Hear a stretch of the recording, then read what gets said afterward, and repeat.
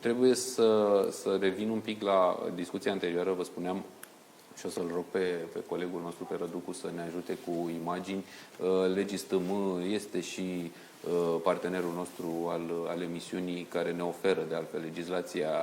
necesară și, iată, articolul de care vorbeam, modificările privind acest cod al muncii intervenite anul trecut,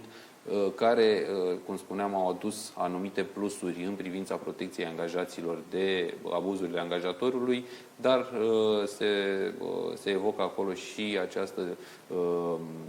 amplificare cu o sumă de vreo 300 de lei a salariului minimum brut pe țară. Cum spuneam, a ajuns la 2550 de lei, salariul minim brut în plată. Și le mulțumim încă o dată colegilor de la Legistm pentru acest program pe care ne-l oferă, pentru articol